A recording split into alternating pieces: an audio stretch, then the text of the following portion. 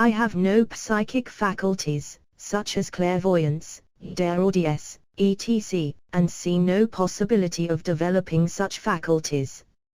I fear, therefore, that my chances of spiritual advancement are very slight, and that Theosophy can give me little hope, but rather will cause me to despair.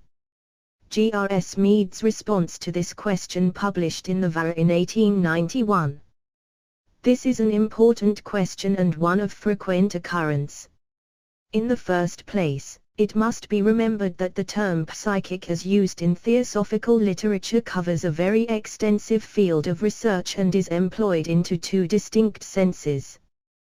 The lower psychic and all connected with it is in its nature earthly, sensual and devilish, the higher alone is the region of pure light. HPB was most emphatic in her teaching on this point.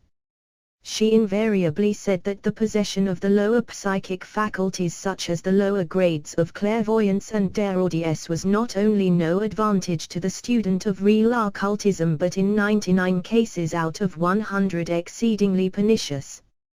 So strongly did she feel on the subject that she directed several of those who placed themselves under her direct tuition, and who had extraordinary psychic senses, to refrain entirely from their exercise until they had learned theoretically the principles of true spiritual occultism and had advanced in the purification of their lower nature.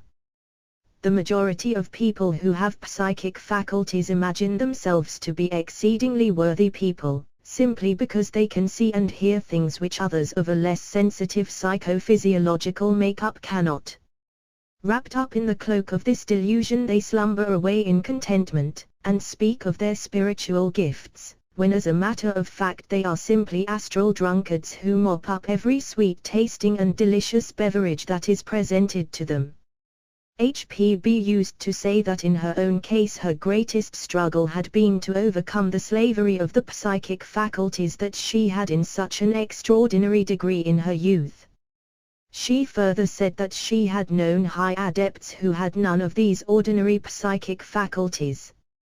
In fact, her advice was always to develop the higher psychic faculties, such as right intuition and the rest, by living a pure and unselfish life and by entirely conquering the lower animal nature. Then, having arrived at such higher and formless states of consciousness, it was easy to bridge over the planes of form, for the spiritual training passed through would provide the student with a torchlight of truth that would enable him to instantly distinguish the true from the false in the lower psychic planes of consciousness, for in them are found the blossoms of life, but under every flower a serpent coiled.